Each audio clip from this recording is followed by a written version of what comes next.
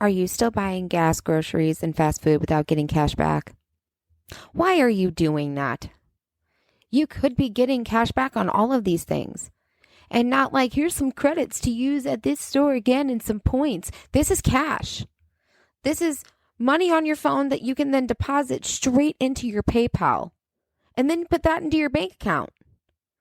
Over the last 2 years, I have earned $299.39 on Upside.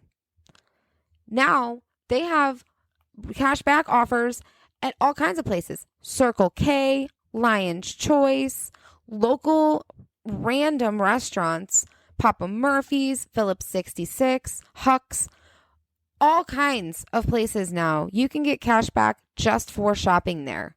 All you have to do is give them the last 4 digits of your card, and then they just make sure that you use those same cards at these places and give you cash back on the app. When you go to get the app, use the invite code Janice3538.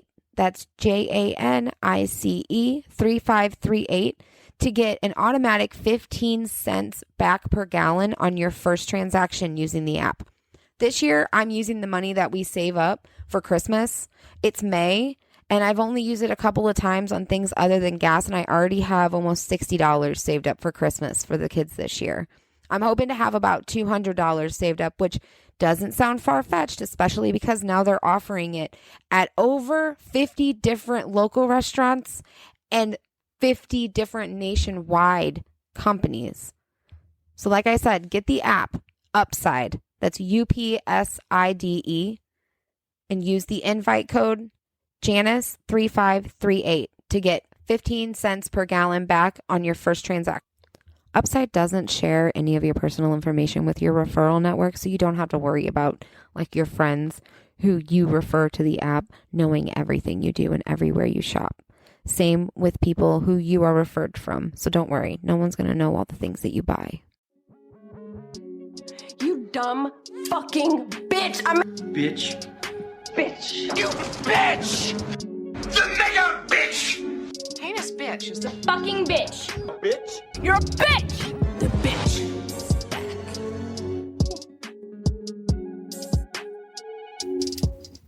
Hi, it's me. You know, the only fucking person who talks on this podcast.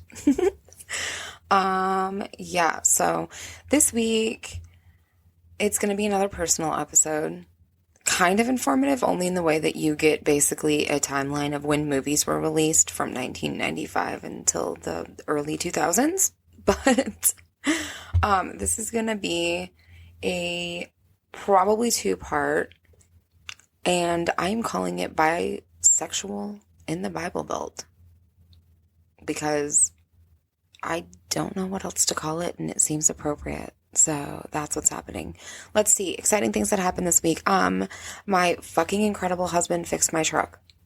And I didn't tell anybody that my truck was fucked up because it wasn't like fucked up. It was more like just stupid little shit on it kept breaking. And then it was enough stupid little shit to where it like created a kind of bigger problem. So he fixed it this week, and I fucking love him so much for that because I have anxiety about, just like fucking existing. So driving and like the vehicle's not in perfect condition, I can hear every little noise it makes.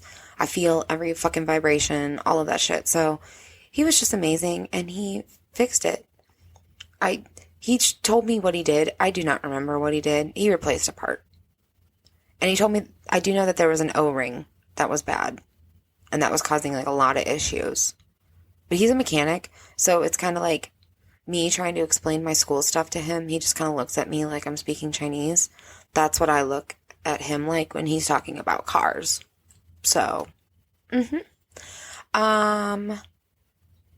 that's literally the only exciting thing that happened this week. My musical feature this week is a LGBTQ artist, also a Black artist, because it's our last weekend of Black History Month, which is not to say that I will not prioritize Black artists above basically everybody else if you want to tell me about somebody, because Black Lives Matter. So like we will exalt all Black artists over everybody else. Please and thank you. Don't really care what you have to say. But this week's artist is Bailey Beck. They are amazing. They don't have any like professionally produced tracks yet, but I don't care. I'm obsessed. They have one of those voices that like you kind of want to hear them sing everything. And they play like 100 guitars. They have like a different guitar in every video they play, which I find to be incredibly amazing because I can't play any fucking instrument whatsoever. I can sing-ish. So here's Bailey Beck. I think this is an untitled track still. You just need to hear it. They're fucking great. Birch buttons, that's my baby. Running through my mind like she's trying for this. NASCAR scraping walls dangerous, I don't mind it. Kinda find it enticing. She calls to pick it up smiling. And I'm not type of bitch that wanna do that. Really, I should do that to me. Birch buttons, that's my baby. Got me feeling like I'm built for this. So Macy's, I wanna kill Bill and shit. I might like it. On the edge of defying gravity, so depriving. Stop the world for just another minute of a loving. Thinking none of it. Why'd I make her mine? I've been stuck. So I fucked up. That track is called Crystalline. I didn't realize that they had a name for it and everything. So yeah. Let's do our social because I don't know how else to start this episode. It has a full-on script. Like none of them have scripts. This one has a script. I wrote it, obviously. I'm not going to outsource anything because nobody even wants to fucking help anyway. So it's like, I'm not going to ask. But let's have a social, everybody.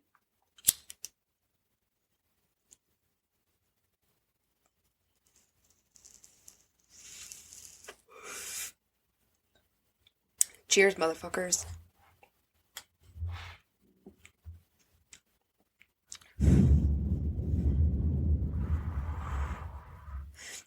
Also, if you hear my stomach growling, no, you don't. All right, it's 9:30 in the morning. And we have our first coughing fit. Fuck. All right. Like I said, I am calling this episode, if not two-part, because I don't know how long this is going to take me. This is 8 fucking pages. So yeah, calling it Bisexual in the Bible Belt. So it's 1995. Casper is released. Most girls are absolutely losing their minds over Devon Sawa. And let's be so fucking for real, I was too, because that boy was beautiful. But then there's something else about that movie. Something I didn't really know how to explain to anyone. And it's not just something, it's someone. It's Christina Ricci. Now, in the past, I'd experienced subtle stirrings in the way of realizations, especially since I was basically allowed to watch and do whatever I wanted at my grandma's house, my dad's mom and her second husband, as well as I had been exposed to very inappropriate things by other kids I was around. I had unfiltered, unrestricted access to cable as late as I wanted, and my grandparents had subscriptions to one of the premium cable networks, HBO, I think, I'm not really sure. So, of course, I'd seen lots of titties and quite a bit of generalized nudity, and wasn't really fazed by it because it's like, oh, hey, those are boobs. I'm gonna have them, and so do, like, all women, and some non-women. But there was something about the way she talked or carried herself that made me feel just a little bit different. And it wasn't just Casper. That's the year that Now and Then came out as well. And when I tell you that this was the beginning of a lifelong obsession with A, Thora Birch, and B, female-led empowerment ensemble movies. Yeah, Fried Green Tomatoes and Mystic Pizza were already around, but they were nothing compared to watching Christina Ricci tape down her chest and then punch out a boy. It spoke to my little tomboy heart. Now, at this time, my mom was not yet out. She was just presenting as a pretty butch woman and not necessarily a butch lesbian yet. So I wasn't uncomfortable with wearing more masculine clothes and shoes and hairstyles and literally everything because that's pretty much all my mom knew at the time. And it's just easier to go with what you know than to try to learn to be girly because you have 2 daughters. Like, I totally get it. My mom was just staying within her comfort zone. So seeing Christina Ricci as this beautiful girl who also didn't act girly or wear anything girly was something that really spoke to me because the only time I was really girly was when I was with either of my grandmas, who both kind of treated me as a small doll, especially before my sister was born. Now, this isn't isolated whatsoever. As time went on, there were many, many, many more of these awakenings. In 1995 was also Clueless, which was most of our first introduction to the amazing, so missed, and incredibly talented Brittany Murphy, who, come on, was literally a goddess on earth with a perfect face and beautiful hair. She was perfect. She was perfect. Now, there are quite a few movies and shows that came out during this time that totally would have been awakenings for me, except I wasn't exposed to them or just didn't see them until I was older, i.e. Romeo and Juliet, Waterworld, and The Fifth Element, which features my sci-fi queen Mila, who could honestly have her own episode dedicated to how I spent my teenage years imagining that her and I would save civilization from the Umbrella Company. Yeah, this phase is only eclipsed by my infatuation with Charlize Theron and Aeon Flux and how we were going to save civilization from an eternity of cloning. I'm sorry if you've never seen either of these movies, and you have no idea what I'm talking about. If you are listening to this, I'm going to just 100% make the assumption that you know what both Resident Evil and Aeon Flux are, and that if you don't, you can just look them up, okay? They're good. Go watch both of them. You've seen Resident Evil, okay? I know all of you have seen it. Get with it. Be so fucking for real, alright? Being that I was raised by a closeted lesbian, a very mentally ill narcissist, and a wonderful woman who could only be described as June Cleaver, and this is in reference to my mom's mom, who, if you are my TikTok follower, you know who she is because she's the majestic lady who has a headshot on my fridge in the background of all of my videos, basically. That's my June Cleaver grandma. I was incredibly confused as an adolescent, and as such, I went through just about every phase you could think of. Literally, if you look through my school pictures, it's this constant rotation of preppy tomboy emo, preppy tomboy emo, preppy tomboy emo, just over and over through the years, because I didn't know what I was supposed to do. I was confused. I didn't know. So around 98, 99, and Y2K, I was really heavy into Mary-Kate and Ashley. Of course I was. I bet y'all are thinking, I bet you had a crush on them. I, in fact, did not. I did not have a crush on them. They were more like sisters to me. I was just never. I did, however, simp hard over all their besties in the movies and the shows, though. Especially the Australian one and The Passport to Paris. The Passport to Paris, it features a boy who helped me realize that I was actually pansexual, which we will address a little bit later. 1998 was also the year that a movie that would forever change mine and so many other little millennial girls for the rest of our lives. Practical Magic. First of all, Evan Rachel Wood. That woman, she gets her own section, so just hold on for a minute. But also super young and amazingly charismatic and enamoring, Nicole Kidman. 1998 was also the year that a movie that would forever change mine and so many other little millennial girls for the rest of our lives. Practical Magic. First of all, Evan Rachel Wood. That I don't have to say anything else. It's just Evan Rachel Wood. But also, super young and amazingly charismatic and enamoring Nicole Kidman and just the pure mommy witch badassery of Sandra Bullock.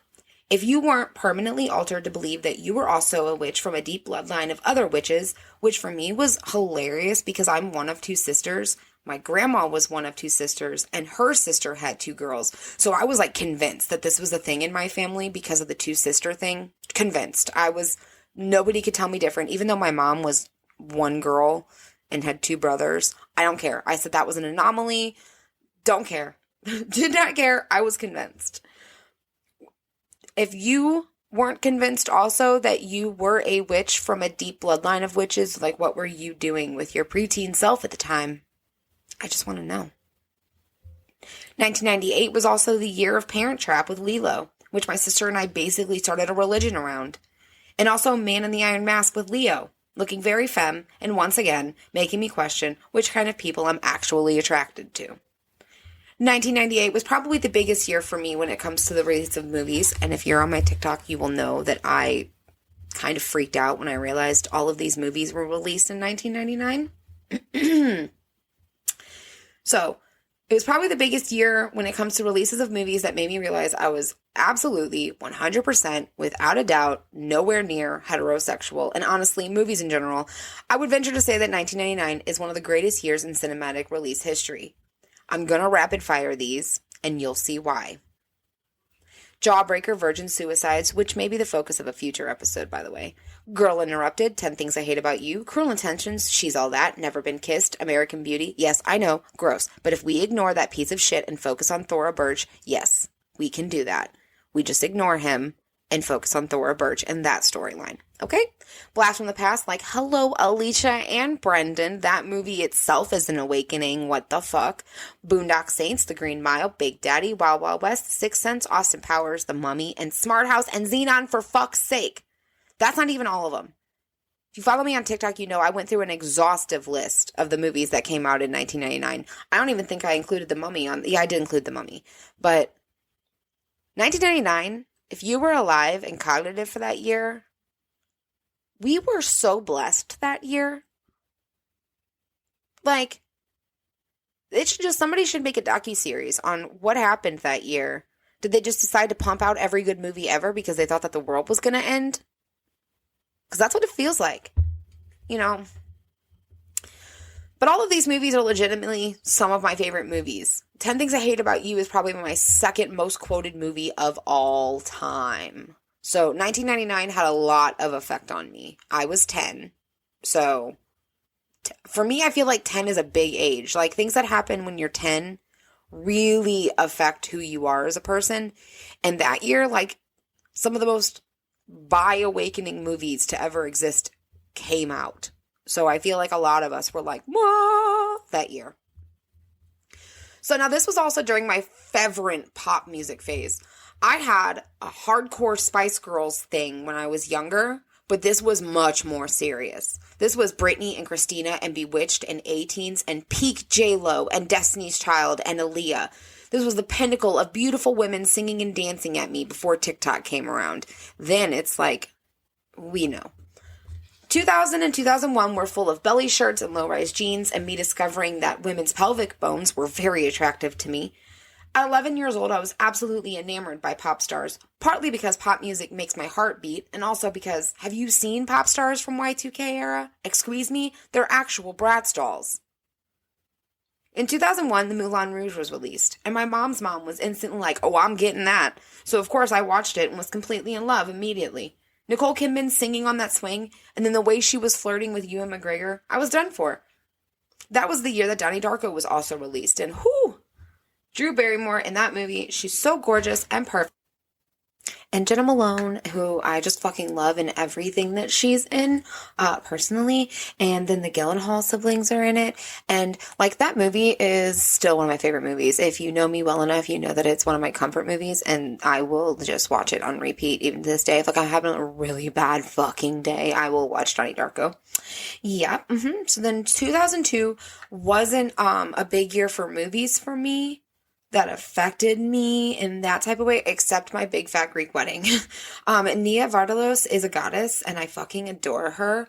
But it was the year that my soul sister and biggest musical icon came onto the scene, and as the first and original American Idol, and I will not argue about this, she was the first, and most important, I have seen this majestic woman 6 times live, once with Reba. That was actually magic, might I say. It's Kelly Clarkson. Like, if you didn't know, like, she's incredible, and we love her, and we stan Kelly. Especially, like, I love her so much. Her and Drew Barrymore together it's like the most wholesome fucking thing you could ever ask for. The two of them are like, I love you, no, I love you, no, you're perfect, oh my god. It's just I love it so much. It's adorable. So by now, you're probably like, why the fuck is this all about movies and music? Well, up until about 2001, I had no exposure to anything except movies and music and the tiny space of the internet that existed. So that's why we are basing this experience on the media that I took in and not, like, things that happened in my life, because I didn't have, like, a big gay experience when I was younger. I was kind of isolated, and we're about to get more into, like, when I wasn't anymore. So, let's see. Around 2001 was when my mom came out, and then for the next year, her parents, who we lived with, they kind of shunned her. They just didn't really talk to her for like a year. And then after that, my mom finally kind of started to be herself. She met her first girlfriend in that time. My mom's first girlfriend was extremely toxic and very bad for my mom. And my mom started playing football around that time. And when my mom first started playing football, it was for a mostly LGBTQ league that played in Forest Park in St. Louis, and they would have team meetings at like the most popular, well-known lesbian bar in St. Louis. So that alone was like opening a whole new world for me. My mom had no idea that I was even into girls at all, and therefore put this name tag on me when we would go to meetings that said, I'm Janice, I'm 13, and I like boys. Because everyone who we were meeting at the meetings were adult gay women, and I was an way overdeveloped 13-year-old who definitely would not have argued if one of them had tried to hit on me. I have raging daddy issues, and around this time I was engaging in very unsafe behavior online that had not manifested itself in the real world, and I'm glad that this wasn't the very unfortunate time for it to do so, because that would have been to the detriment of myself, my mom, and the football team. So yay, my mom, for putting that name tag on me, even though I was really pissed at the time. I was like, there's all these hot lesbians around, Mom. What the fuck is going on? Like I said, she had no idea. But we'll get to that. Next year, 2003, was the year that I got into Evanescence, and then began my still continuing foray into harder music. I, of course, was in love with Amy Lee, just like everyone else was at the time. I started to dress a lot darker, straighten my hair with a curling iron, mind you, because I didn't have a straightener until I moved into my grandma's house. So I was doing that weird straighten your hair until the end, and then it had like a flip, because it was either that or have the weird like clamp marks, and it was really bad. So yeah. And I started to wear more dark eye makeup, and that got me in trouble with my mom. And this was also the year that my mom met my stepmom, and they began dating, and they have now been together for almost 20 years, and I adore my stepmom. She saved my mom's life, and I will one day hopefully tell that story, because it's great. I love them so much. I'll have to get my mom to tell me and maybe record it without her knowing. Or with her knowing. My mom loves to hear herself talk. I don't care what she says. Mom, if you listen to this, you love to hear yourself talk. We all know. We don't care. It's just bad when you drink a lot and you want to get up and give speeches, because then nobody knows what the fuck you're going to say, and it's usually something off the wall or out of pocket. But, we love you and we're here for it. I get that from you. I love to hear myself talk also, Mom. So, thanks for that confidence.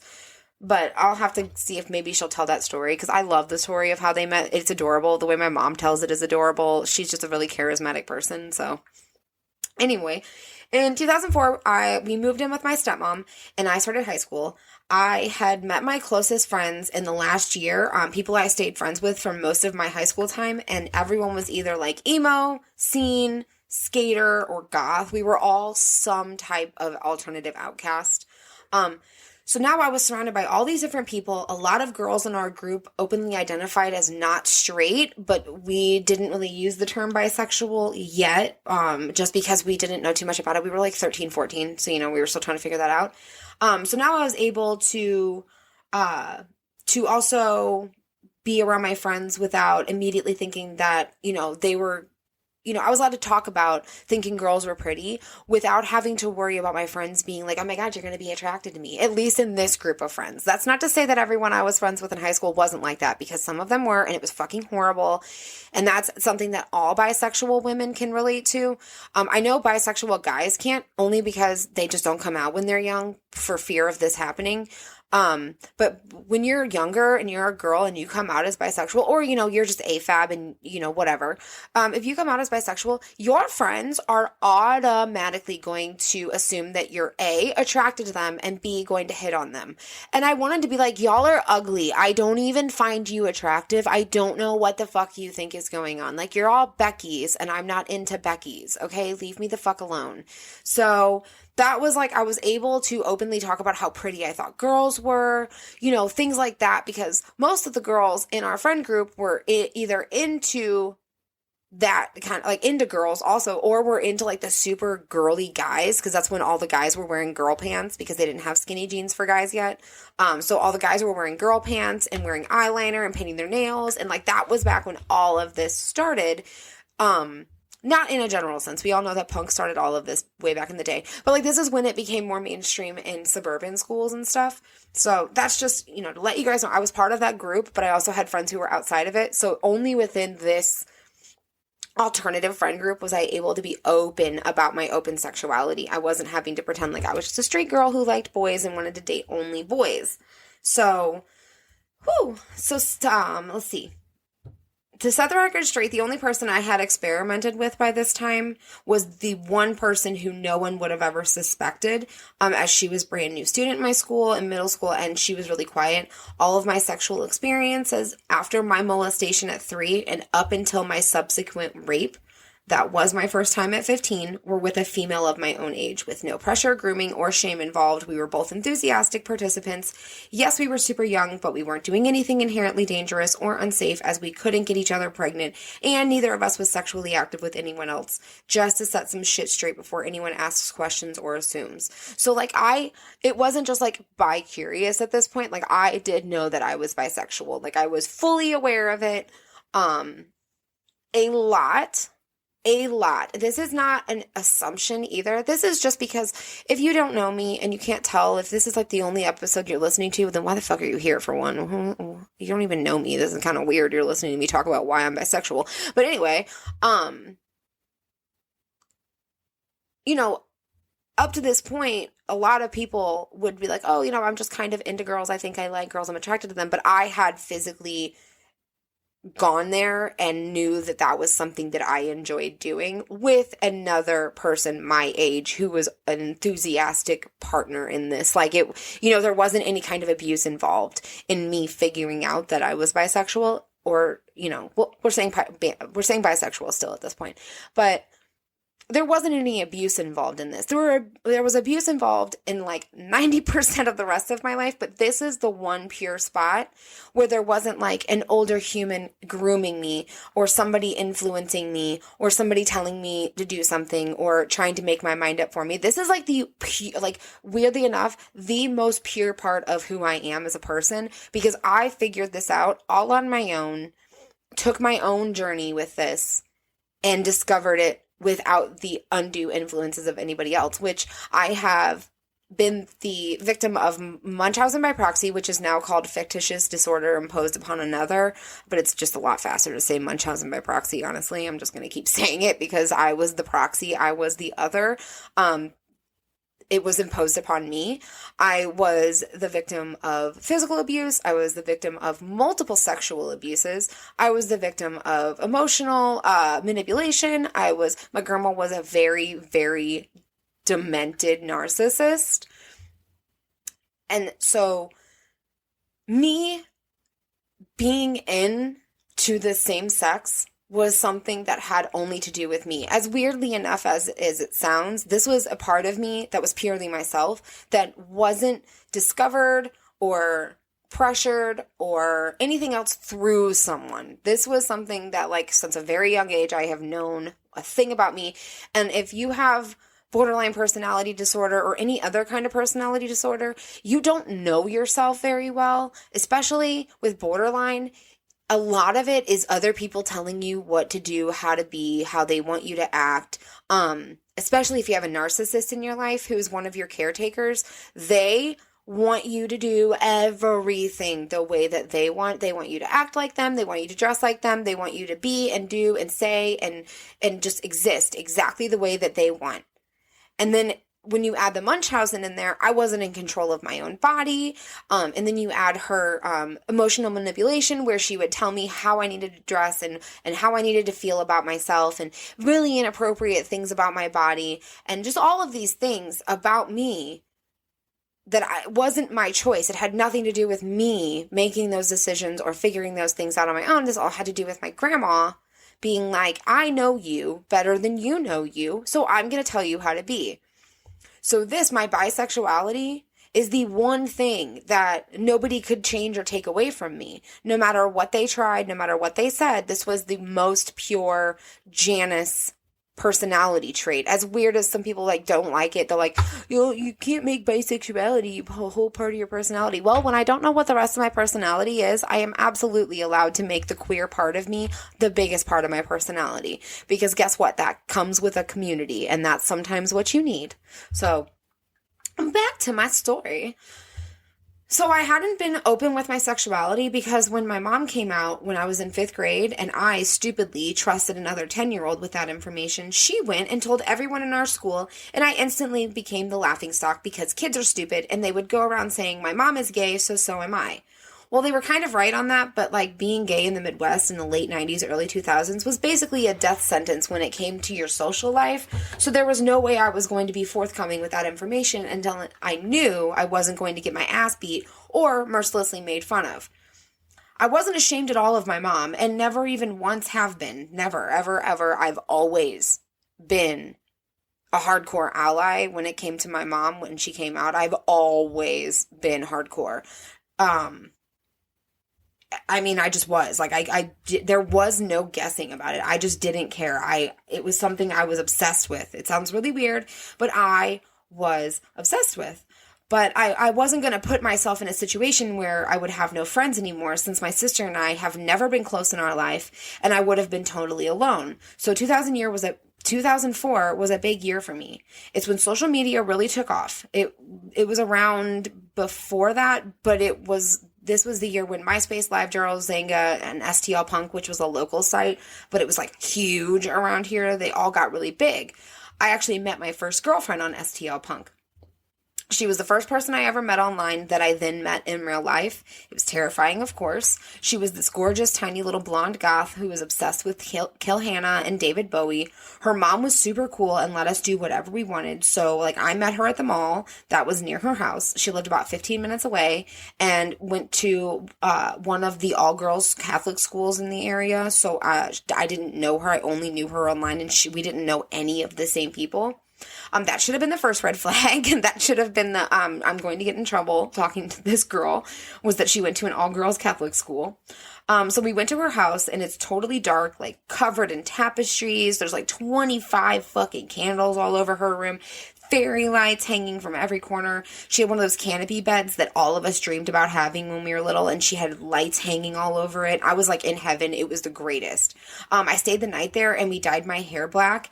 When we were at the mall, we had stolen gauges from Hot Topic and a pentagram necklace from Spencer's. So when I went back to my dad's mom's house, I didn't even look like the same kid, I bet, but my grandma didn't give a shit. Like, she didn't care what I did, and she loved pissing my mom off because she was my dad's mom, and my dad was in prison at the time, and her and my mom didn't get along, so if it pissed my mom off, my grandma was going to do it. And I didn't see it that way because I was a child. It wasn't my job to be vindictive and hold grudges and be vengeful towards somebody, so I just saw it as my grandma letting me express myself, which I guess she was at some point, but then I realized as I got older that I was just a tool and a weapon that she was using to hurt my mom for who knows what fucking reason.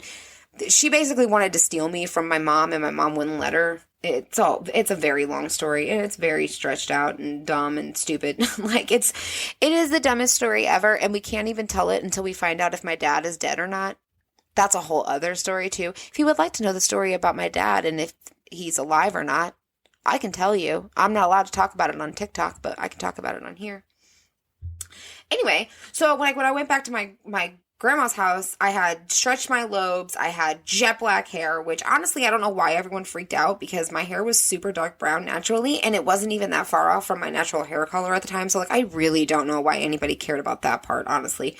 I had the pentagram pendant, I had some trip shorts that my grandma had bought me the previous weekend, and I was wearing like a black wife beater with skater shoes, you know. I felt like the coolest person on the planet, okay? I felt so fucking cool. I felt so cool. So I went to my mom's house in the same outfit that I was at, and then so what transpired is one of the most vivid memories of my teenage years. I was at my mom's townhouse. I walk in the front door, and the stairs to my sister's room is directly in front of the door. So you walk up to my room, and I immediately close the door, hoping to take everything off as fast as possible and like hide it in bags so that I could take it to school and like change on the bus and stuff. You know, I don't know how many of you did this, but like I would change on the bus when I was staying with my mom instead of my grandma, because my grandma would let me do whatever.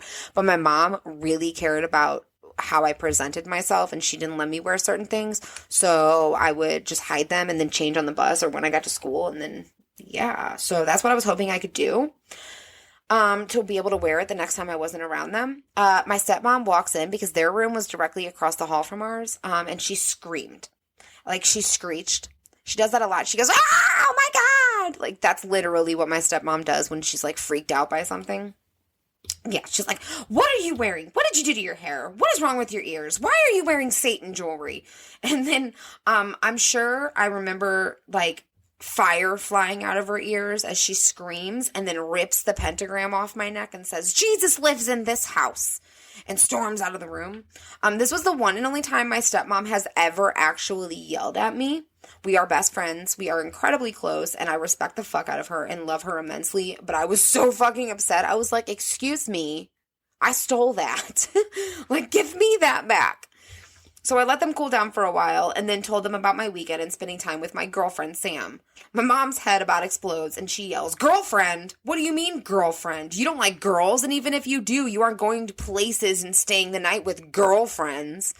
Which, okay, yes, that was stupid and totally disrespectful of me, but honestly, I'd much rather my daughter, which yes, I have one, thanks, stay the night with a girlfriend than with a boyfriend. Let's just be so fucking for real, okay? Think about it logistically. She was a cis female. I was a cis female. We're fine. We're fine. Okay? We were fine. Just saying. That's not to say anything even happened. We were 14. I don't even remember, honestly. I don't remember that part of that evening. I don't know if anything even fucking happened. So, mom's just out here freaking out for no fucking reason. But anyway, I said, let's be so fucking for real right now. Think about the way this country is right now. But I get where my mom is coming from at this point in time. But at the time, I was crushed. I felt defeated and humiliated and dismissed and confused. I didn't understand why it was okay for them, but not for me. Especially because they themselves were so much happier being with each other than without. I saw how much love they had between them and just didn't understand why I wasn't allowed to have that too. So freshman year was also the year I met and lost one of the most special people I've ever met in my entire life.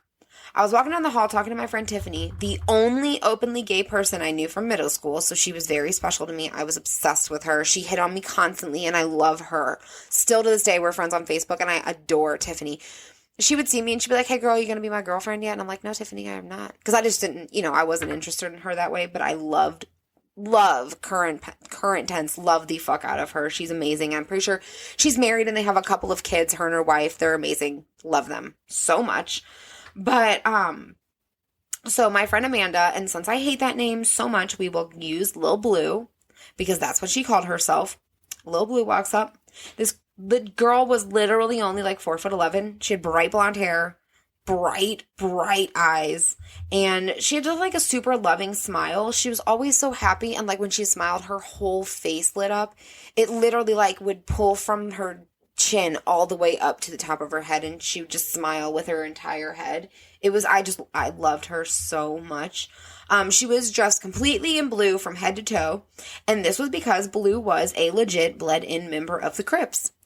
When I was 14, this gave me street cred, okay? I'm just letting everyone know. Like, knowing a bled-in member of the Crips, I was like, this is fucking cool. So, she grew up in St. Louis and moved out here with her family to get away from her issues, because she had a bunch of mental issues, and was just having problems out in St. Louis, so her family moved her out here to be with her other family, and let's just say she brought them with her. She was severely mentally ill, and her family was very unsupportive of her being gay. She was the first person outside of my family who I ever rode in a car with. She had this badass Jeep that she had taken the doors off of, and it was like springtime. She would come up to me when I was like 15 and working at the Pretzel Time at the mall, and she would sing the song Some Cut to me. And also she loved that song Laffy Taffy by D4L. And so anytime I hear that song, I think of her, I'm looking for Mrs. Bubblegum. Like that, anytime I hear that part, I see her in my brain, and I miss her, of course. But we were only friends for about a year before she took her own life. She took almost an entire bottle of pills and died from it. She did this because her family was so bigoted against her that they were keeping her away from her niece and wouldn't let her see her niece, which crushed Blue, as she was basically like her mini-me. And she had been in her life since the day she was born. Like, she was there when her niece was born. I'm still not okay with this. Blue was the first person in my life to commit suicide or die by an overdose. She did both. And she was amazing. Like, she would have been the best person to have in my life as an adult.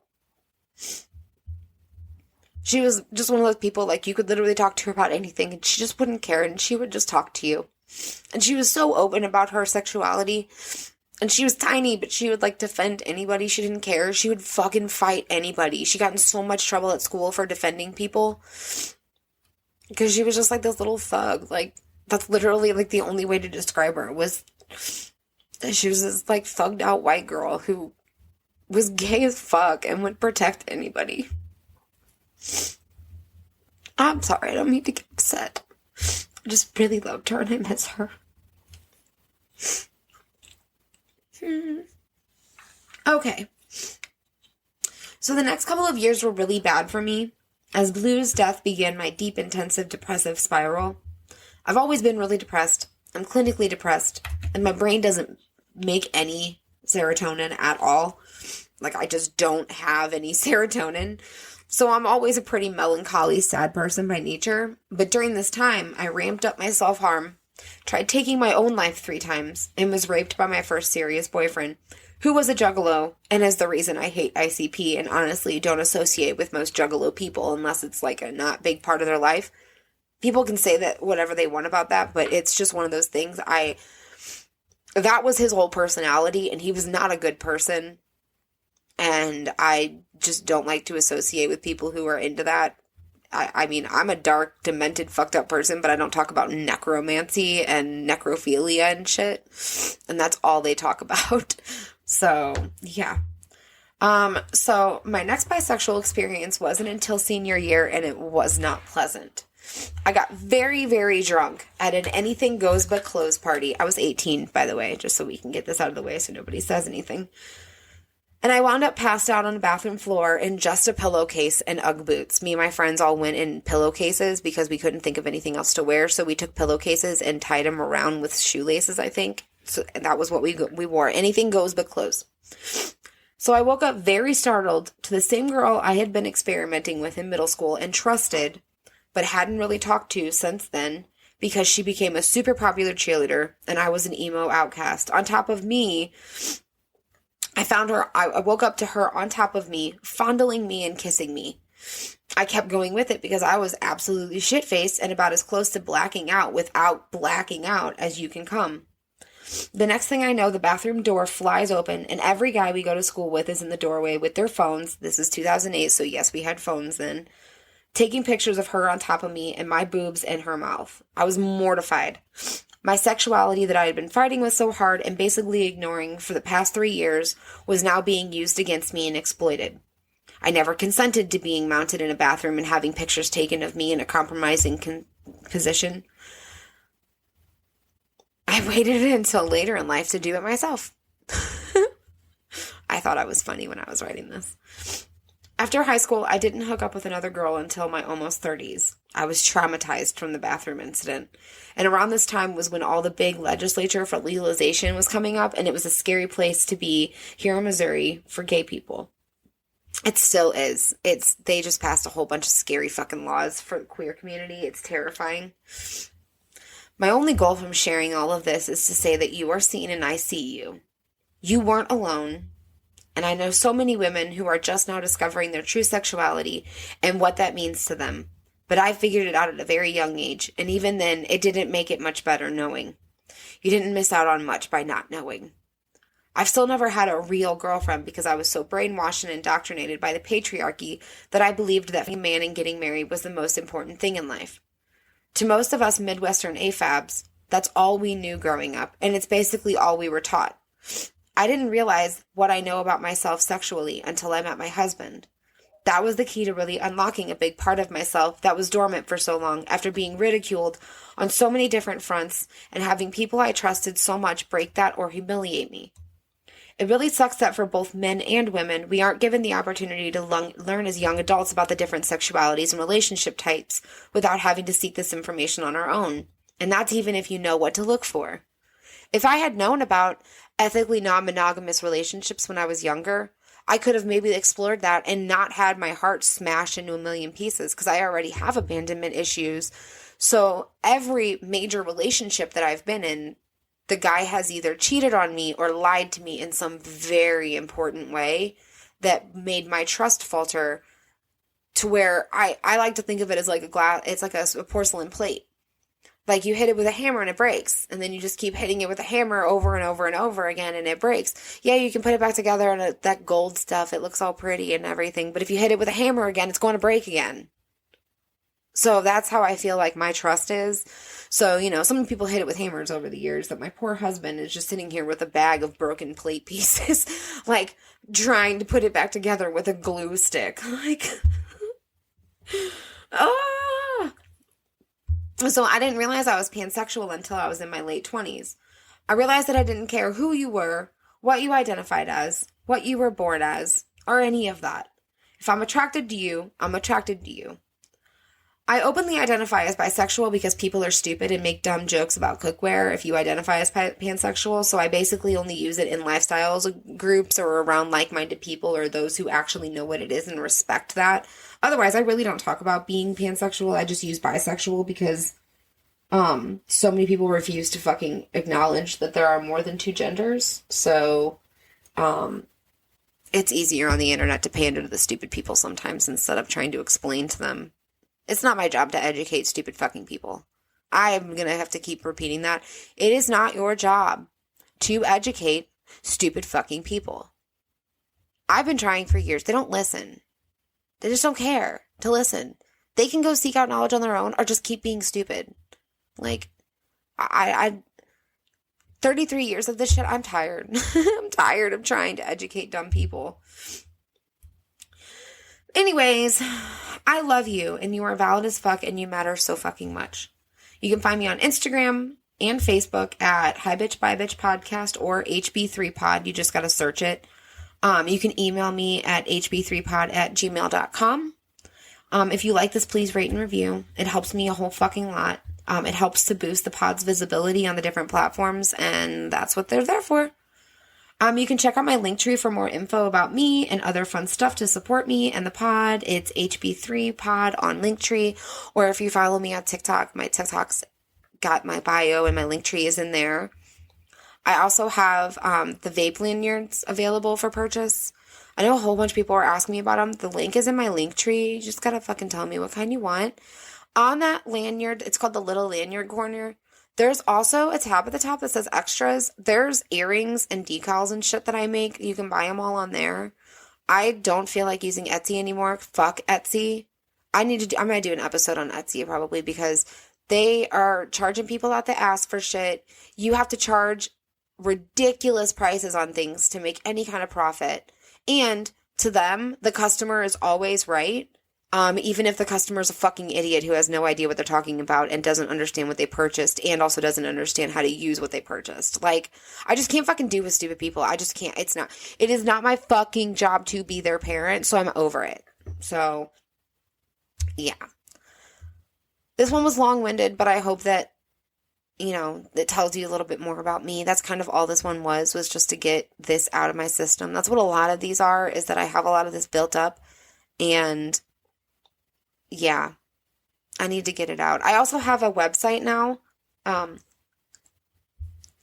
link it in the show notes. It's kind of rudimentary and really dumb, but there's a blog on there if you want to read the blog. It's just random shit that I think and feel and decide to put on there. It's not about the podcast for the most part. Some of it is, but we'll see. It's just somewhere for me to put thoughts and keep them down. So I hope you have a good week and had a good weekend, and I will talk to you in March. Love you. Thank you. Bye. You dumb fucking bitch. Bitch. Bitch. You bitch! The mega bitch! Heinous bitch is the Fucking bitch. Bitch? You're a bitch! The bitch is back.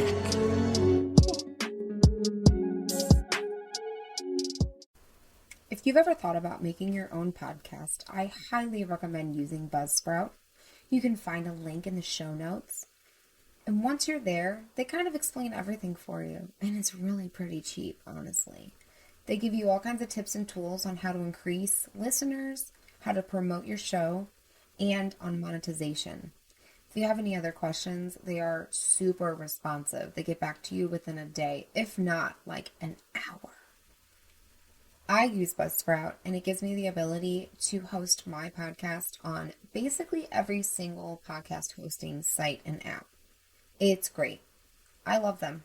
So I'm going to continue to use them. And if you're interested, you should definitely look into them. Like I said, there's a link in the show notes.